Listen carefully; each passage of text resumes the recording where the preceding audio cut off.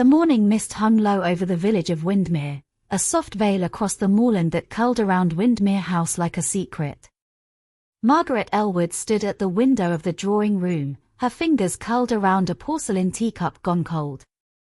She had been standing there for quite some time, unmoving, watching nothing in particular, just the slow stir of fog against the heather and stone walls outside.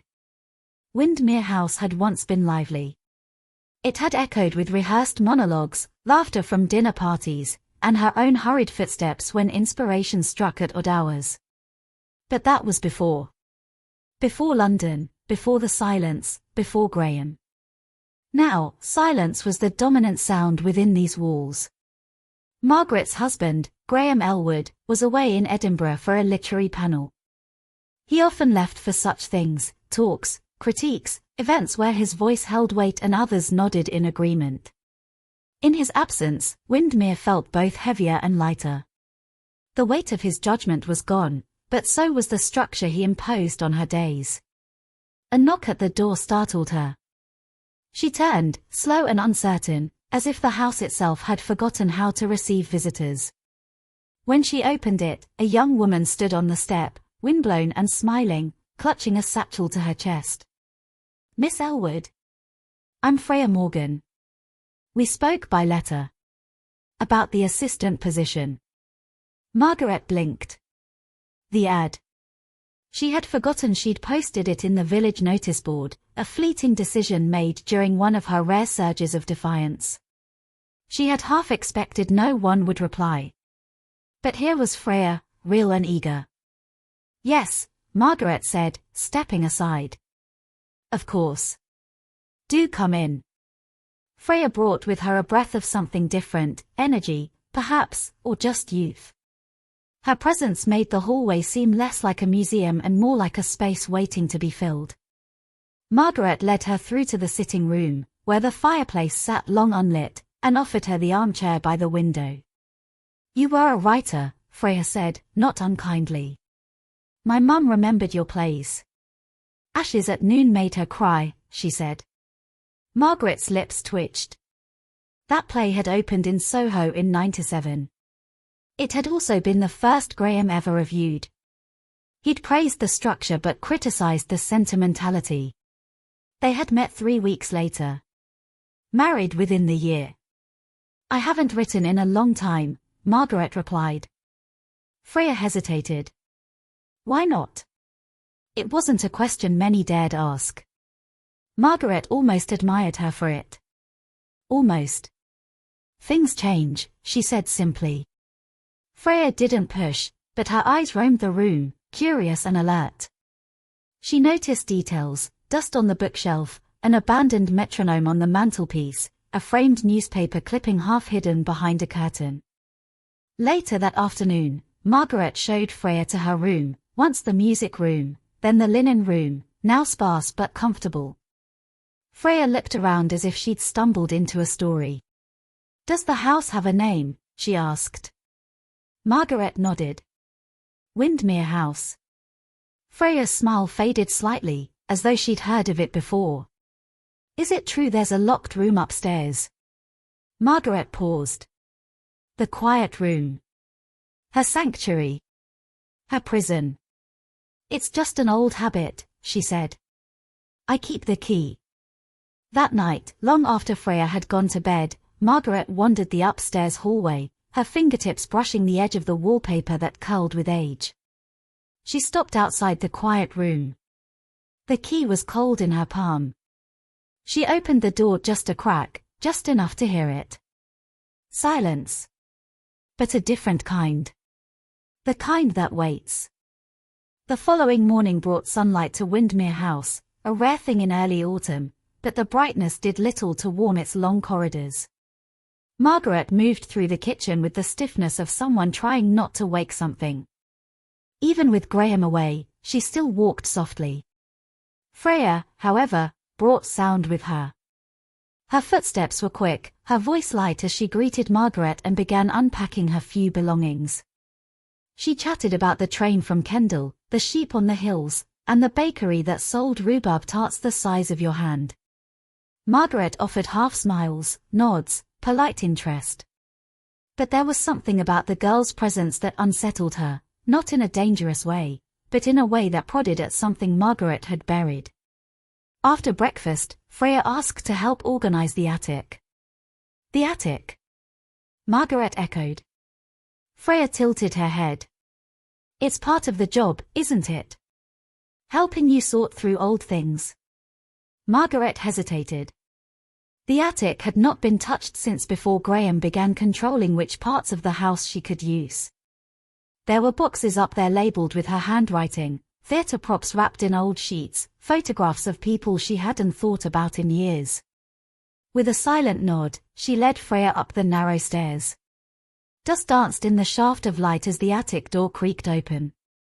The air was thick with mothballs and forgotten time. Freya wasted no time. She tugged off her jumper, tied her hair up, and began moving boxes. Margaret stood back at first, but eventually joined in, her hands brushing over faded playbills and script pages written in her own looping cursive. Did you write this one? Freya asked, holding up a crumpled folder. Margaret glanced over. The Hollowest Hour. She hadn't seen that title in nearly 20 years. I started it. Never finished. Freya opened it, reading in silence. After a moment, she looked up. It's powerful. Raw. Why didn't you finish it? Because I was told it was too much, Margaret said, then added quietly, and I believed him. Freya's expression hardened, but she said nothing. Instead, she placed the folder in a pile marked to keep. As they worked, a strange sound broke the silence. A faint scraping beneath the floorboards. Margaret froze. Did you hear that? She asked. Freya nodded slowly. Yes. Like something moving underneath. They both knelt, pressing their ears to the old wooden planks. There it was again. A low, dragging noise, like fabric being pulled or something, someone, shifting slowly. It's probably mice, Freya offered, though her voice lacked conviction. Margaret stood quickly. Enough for today. That night, Margaret dreamt of the theatre. She stood center stage in a dress she hadn't worn since Ashes at Noon, the lights hot on her skin, the audience unseen. But she couldn't speak. Her mouth opened, but no sound came. Only that same dragging noise beneath her feet. She woke gasping, heart pounding. She rose, put on her robe, and lit a candle. Instead of returning to bed, she climbed back up to the attic alone. The candle flickered with each breath she took. Near the back of the attic, where a stack of crates had been pushed aside, a floorboard had shifted, just slightly, barely noticeable. But she noticed. Kneeling, Margaret placed her fingers on the edge of the wood. And then she heard it. A whisper. Low. Ragged. Just her name. Maggie. Morning found Margaret sitting alone in the parlor, her tea untouched and cold again. The whisper from the night before echoed in her chest like a tune she could not shake. Maggie. No one had called her that in over 20 years. Freya noticed something different in her that day, quieter, distant, like someone listening for a sound only she could hear. But she didn't ask. Instead, she kept to her tasks, dusting the shelves, filing away old photographs, humming gently to herself. By midday, Margaret could no longer resist. She returned to the attic with Freya, determined to lift the floorboard they had heard the noise beneath. She didn't tell Freya about the voice. She didn't need to. Freya had seen the way Margaret looked at that patch of floor, like it had spoken back. Together they pried the board up. It came away with a long groan, revealing a shallow compartment filled with dust and something wrapped in oilskin. Margaret reached for it with shaking hands. Inside was a stack of pages, yellowed with age but still legible. Typed. Unfinished. It was the quiet room. She hadn't realized she had hidden it. Or perhaps she had, perhaps some part of her knew Graham would find it and destroy it if she didn't. The play was her most personal. A story about a woman locked in a house by the man who claimed to love her, silenced by affection laced with control. Freya read the first few pages aloud, softly. Margaret sat frozen. "Did you write this before you stopped writing completely?" Freya asked, eyes wide. "I wrote it the year we married," Margaret said, barely above a whisper. "He never saw it. I never let him." Freya blinked. "Then how did it end up here?" Margaret shook her head. She didn't remember placing it under the floorboard. She didn't remember hiding it at all. But then, there were many things she didn't remember clearly from those early years. Later, Freya gently suggested they could type it up again, digitize it, clean it, maybe even submit it anonymously. Margaret laughed, bitterly at first, but the idea lingered. As Freya went back to the kitchen to prepare lunch, Margaret remained in the attic. Her fingers brushed the pages like they were relics of another lifetime. She opened the final page, the one she hadn't finished. There was a note scribbled at the bottom in her own handwriting, but faded. "Maggie, finish this. Before he finishes you." She staggered back. The handwriting was hers. But she had no memory of writing those words. She didn't remember calling herself Maggie anymore. That name belonged to a version of her Graham had buried with control, years ago. A name spoken only by people who had known her before him. Her mother. Her sister. Both gone now. That night, Margaret dreamt of the quiet room again. Only this time, the door was open. She stepped inside. Mirrors lined the walls. Each one reflected a different version of herself, young, bold, broken, brave. And in the center of the room stood a man with no face. When she woke, it was with a start. Freya stood at her door. "Sorry, Miss Elwood," she said gently. "There's a man downstairs asking for you. He says he's your husband." Graham Elwood stood in the entrance hall, his overcoat still damp with mist, his scarf draped neatly around his neck like a man stepping out of a photograph. His smile was the same, warm on the outside, cold just beneath. He held a small box wrapped in string. "Margaret," he said as if it were a perfectly ordinary morning, as though he hadn't been gone for nearly a fortnight without a single call. Margaret stood at the top of the stairs, her hand resting on the banister. Her breath caught in her throat. "Thomas from the village said you were looking to take on help," he continued, eyeing the hallway. "And when I heard, well, I thought I'd surprise you." "You did," she said quietly. Freya appeared from the kitchen, sensing the tension but masking it with a polite smile. "Would you like some tea, Mr. Elwood?" He turned to her, studying her face for a beat too long. "Yes. Thank you, Miss Morgan," Freya replied, and disappeared into the kitchen. Margaret descended the stairs slowly, as if the air had thickened. She gestured for Graham to follow her into the sitting room. He obliged, taking his usual chair near the window without invitation. He placed the box on the coffee table. "A little something from Inverness. I remembered you used to love these." Inside were oat biscuits and a tin of loose-leaf Earl Grey. Margaret looked at them but didn't touch. "How long are you staying?" she asked. He smiled again. "A few days, perhaps. I thought we could talk." She said nothing. Freya entered with the tea tray, setting it down with practiced grace. As she poured, her eyes briefly met Margaret's, concern flickered there, but she said nothing. Graham sipped his tea. "I noticed the attic door was open," he said lightly.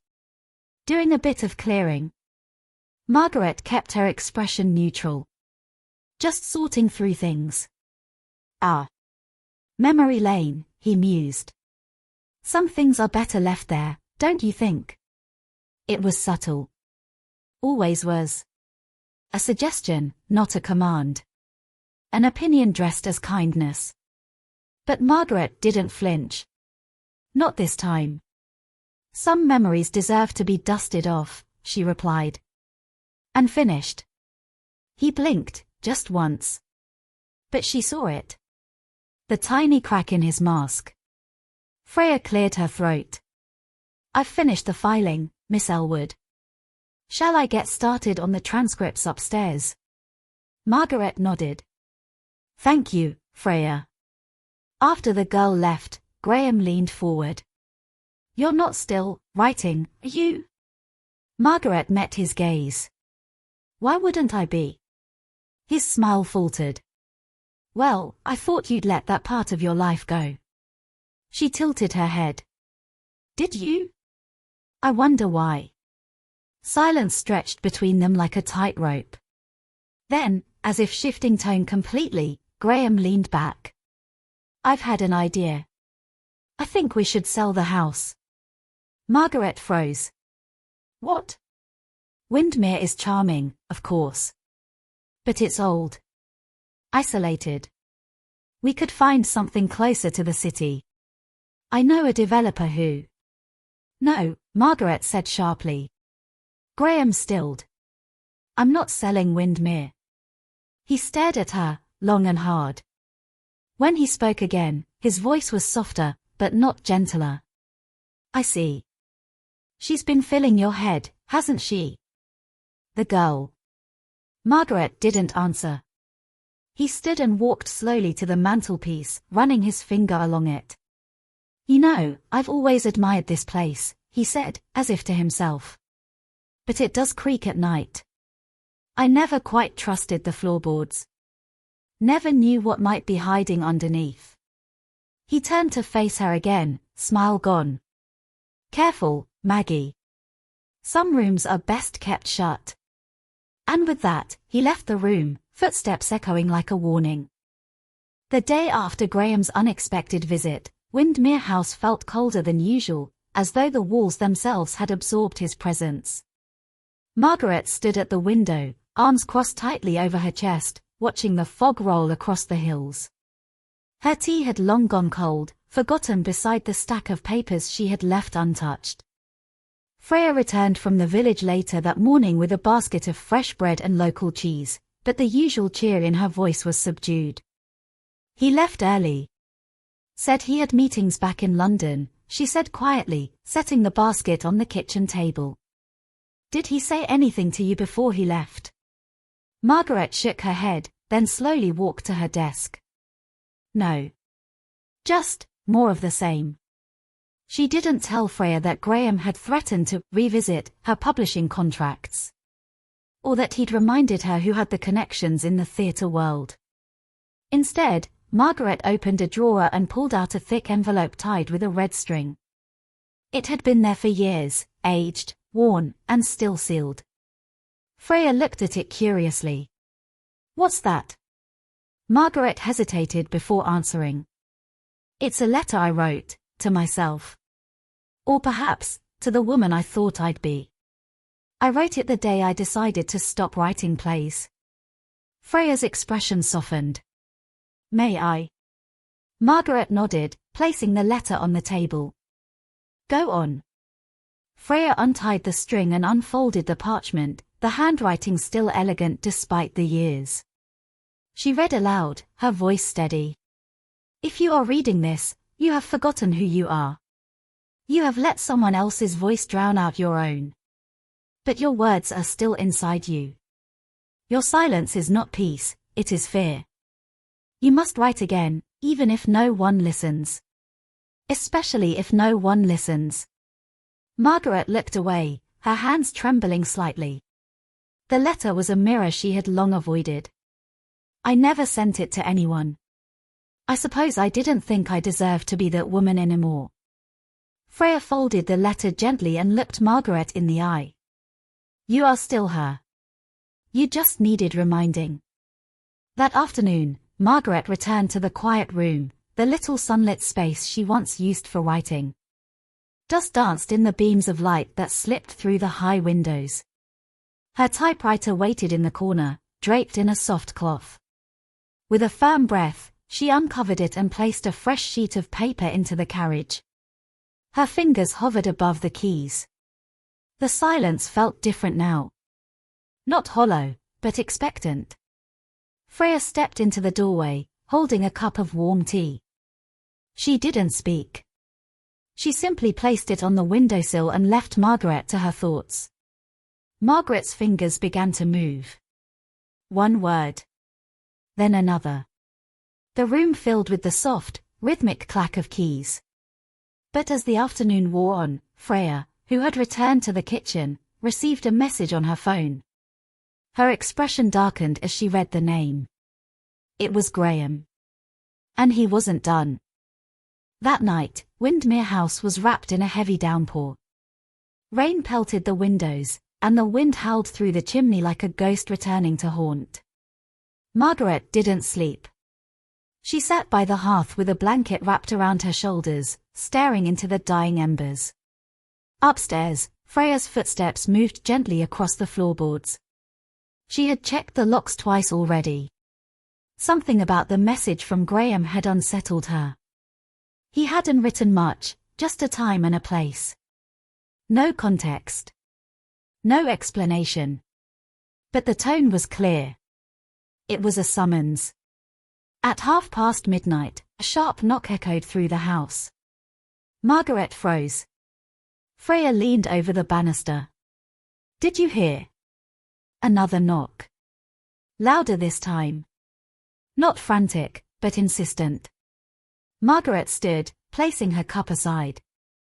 Stay up there, she warned. She walked slowly to the front door, heart pounding with each step. The knock came again, harder now. She opened it only a crack, keeping the chain in place. A figure stood on the porch, drenched head to toe in rain. It wasn't Graham. It was a woman. Her eyes were wild with exhaustion, her coat clinging to her like wet paper. Please, the woman said, breathless. Is this Windmere House? Margaret narrowed her eyes. It is. Who are you? My name is Ellen. I used to work for Graham. I don't have anywhere else to go. Margaret hesitated, then undid the chain. Ellen stumbled inside, shivering from the cold. Freya came down with a blanket and wrapped it around her shoulders. Margaret led her to the fireplace. I was his assistant. I know I shouldn't be here, Ellen said, voice trembling, but I saw something I wasn't meant to. Margaret stiffened. What sort of thing? Ellen looked up, eyes filled with dread. He's been using your name. Your plays. Your old work. Passing them off as his. To studios. To investors. The West End is whispering about a lost playwright. And he's planning to launch a revival using your archive. Freya gasped. But he told everyone you'd quit. Ellen nodded. Because it served him. As long as you remained silent, he could keep collecting credit. But now, you've started writing again, haven't you? Margaret said nothing. Her silence was answer enough. He knows. And he's panicking. That's why he wanted to meet me tonight. But I didn't go. Freya's voice sharpened. What made you run? Ellen reached into her coat and pulled out a flash drive. This. It's proof. Scripts, emails, recordings. Everything he's taken from you. I copied it before he could wipe it clean. Margaret took the drive, her hand trembling slightly. You'll have to be careful now, Ellen added. He's not used to being cornered. Just then, headlights swept across the parlor windows. Someone had arrived at Windmere House. Margaret reached for the curtain and parted it just enough to peer through the glass. A black car idled in the driveway, its headlights piercing through the sheets of rain. The engine cut off. No one stepped out. Freya and Ellen stood behind her, frozen in place. Is it him? Freya whispered. Margaret didn't answer. She was watching the silhouette of the driver. The figure remained in the car, unmoving, almost too still, as though they were watching the house just as intently. Moments passed. Then, slowly, the driver's door creaked open. A man stepped out, holding an umbrella. He didn't run from the rain. He walked with deliberate calm toward the house. Margaret stepped back from the window. "Go to the study," she said, her voice low. "Lock the door. Take the flash drive with you." "But," Freya began. "Now." The urgency in her voice silenced any protest. Freya grabbed Ellen's hand and the two disappeared into the hallway. Margaret waited by the door. A knock came, not violent, not rushed. Just 3 simple taps. She opened it. Graham stood there, utterly composed.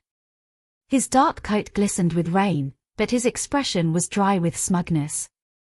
"Margaret," he said, his tone oily with charm. "May I come in?" "You're not welcome here." "That's unfortunate. We have things to discuss." "Not anymore." "Leave." Graham stepped closer. "You've always been stubborn, but this isn't about pride. It's about reputation. Yours, and mine." Margaret didn't flinch. "You mean your theft?" He laughed under his breath. "You were done. The world thought so. I just carried the torch. You stole my words, my work. And gave them life. No one was reading you anymore, Margaret. I made them care again." From the hallway, a floorboard creaked. Graham's eyes flicked to the side. "You have company," he said, his voice darkening. "Ellen, perhaps." Margaret stepped into the doorway, blocking his view. "You won't find her. And even if you did, she's told me everything." There was a pause, a stillness between them that pulsed with tension. Graham's voice dropped. "You should be careful who you trust. People are weak. Prone to guilt. Some even to betrayal. I'm not scared of you anymore." Graham smirked. "You should be. I made you vanish once. I can do it again." He turned and walked away, umbrella raised, shoulders composed. But Margaret knew the man behind the mask. He wouldn't leave empty-handed. As his car disappeared down the drive, Freya emerged from the hallway. "Is he gone?" Margaret nodded, still staring into the night. "He won't stop now," she said. "He's come too close to losing everything." Freya clutched the flash drive. "Then we fight back.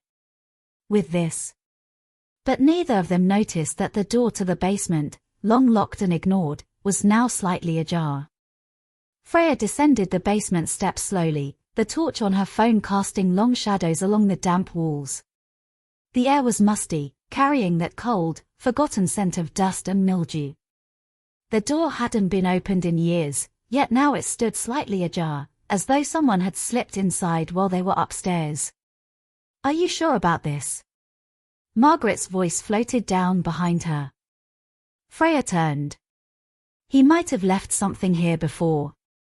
If he had access, if he knew where to look." "I locked that door 10 years ago," Margaret said, stepping carefully onto the creaking steps. "No one's been down here since." They reached the bottom. The basement was small and cluttered, lined with old bookcases, worn trunks, and brittle cardboard boxes sagging from age. A single iron desk stood against the far wall. Papers were scattered across its surface, yellowed and curling. Freya crossed the room and picked up one of the pages. It was typewritten. "Is this your old manuscript?" she asked. Margaret took it from her, scanning the page. Her brow furrowed. "No," she whispered. "This isn't mine." She read further, faster now. Then abruptly, she sat down, hand trembling as she turned over page after page. "He's written a story, about me," she murmured. "A novel. About Windmere House. About the scandal, the silence, the room upstairs. He's rewriting history in his own words." Freya looked around. Dozens of similar pages were scattered about, with red ink in the margins. Names had been altered, but the events were unmistakably hers. "He's going to publish this," Freya said slowly. "Use it as fiction. Disguise the truth." Margaret's lips pressed into a thin line. "He's already taken everything once. He'll do it again if we don't stop him." Then, from behind one of the old bookshelves, a sharp clink echoed in the silence. Freya spun around, raising her phone torch. "Did you hear that?" They waited, unmoving. Another sound, a slow shuffle, then nothing. Margaret reached into a nearby drawer and pulled out a long-forgotten crowbar. She held it tightly, her knuckles white. Freya moved cautiously to the bookshelf and slowly pushed it aside. Behind it was a narrow crawl space, one she had never noticed before. She dropped to her knees and shone her light inside. And there, crouched in the darkness, was Ellen. Tears streaked her face, her arms wrapped tightly around her knees. "I'm sorry," she whispered. "I didn't know where else to go." Freya crawled in after her, pulling her into an embrace. "Ellen, what are you doing down here?" Ellen shook her head. "He came in through the back. I saw him. He said he'd burn it all if we didn't stop digging. I ran when he wasn't looking." Margaret stepped forward, gripping the crowbar tightly. "He's terrified now." "That means we're close." Freya nodded. "We have the flash drive. We have his fake manuscript. If we go to the publisher first, expose the truth." "But he's not going to let us leave that easily," Margaret interrupted. At that moment, the lights above them flickered. The air stilled. And then, from upstairs, came the unmistakable sound of glass shattering. Freya bolted upright, Ellen clinging tightly to her side. The sound of breaking glass echoed again, followed by heavy footsteps above them. Margaret steadied herself, pressing a finger to her lips. Without a word, they extinguished Freya's torch and crouched in the shadow of the shelves. Whoever was upstairs wasn't rushing, they moved with measured, deliberate steps, each creak of the floorboards above them sending tremors through the silence. "He knows we're down here," Margaret whispered, her voice like dust in the dark. Freya nodded. "Then we don't wait." She pulled out her phone again, switching it to silent mode, and began typing a message to Mark. "Location, urgent, call police."